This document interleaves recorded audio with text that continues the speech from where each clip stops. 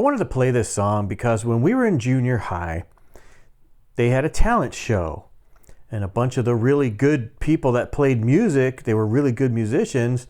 They actually remind me of my kids now. My kids are really good. When they were in junior high, they did their talent show and rocked it. But when we were in junior high, I think there was 2 bands that played. And there was guys up there like Mark Huntsinger and Sinhu Quirin, and I think Steve Domenico was up there. And so I don't know if Craig played drums on one of them. I don't think Jamie the Guy was in there. I'm not sure who else was up there. I think there was 2 bands though. But I do remember they played this song, and this song totally just reminds me of junior high just for that reason. But if you go way before that, because we grew up in LA in the 80s, Ratt and Poison and bands like that, they were playing the clubs in Hollywood, and they weren't known yet. And it was a big deal when those guys got record contracts, Motley Crue. People, when we were young, they would be like, oh, Motley Crue just got a record deal, and that was like a big thing for those LA bands to be doing those things. But the same with Ratt. People were like, oh man, Ratt finally got a record deal and stuff. It was a big deal for us back then. Because these are like the local people, doing stuff. And it was like really cool at that time. This song goes way back to the Ratt EP. If you look up their discography, it's going to list Out of the Cellar as their first album. I consider this one their first album. They consider it an EP.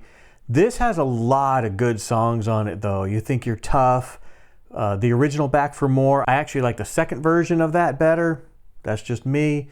But this has like Tell the World, You Got It, Sweet Cheater. These are all like really cool songs.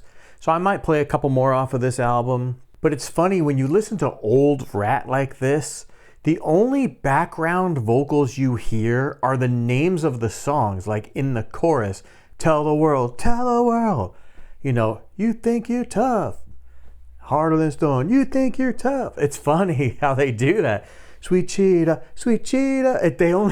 their background vocals are only the choruses, the names of the songs. It cracks me up. I think it works though, it works really well. I will say this, we've seen Ratt a couple times in concert. There was one time, it was Ratt, Kix, and Brittany Fox. I don't know where that was. It could have been at the Forum. I don't know. We saw so many gigs, I don't know. But Bobby Blotzer, the drummer in Ratt, he did the most amazing drum solo. It was awesome. If you guys have ever seen Rush live or seen clips of Neil Peart doing drum solos, he incorporates a lot of sounds. Bobby Blotzer did that. He had an electronic, like one of those pads, which a lot of people use now. They use it for like syncing songs and doing other stuff.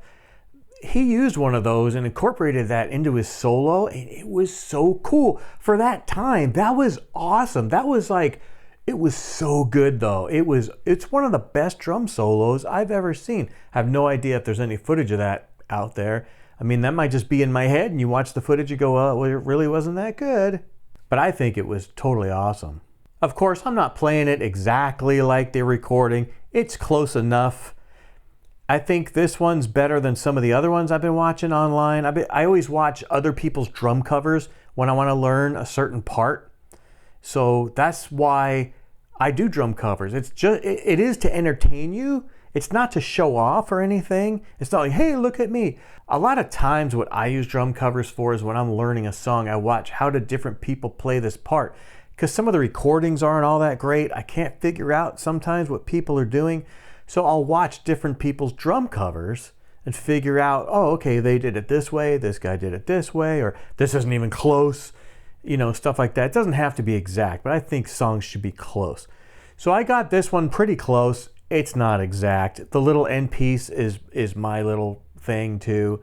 So I hope you guys enjoy how I play it and enjoy the song because it reminds me of junior high.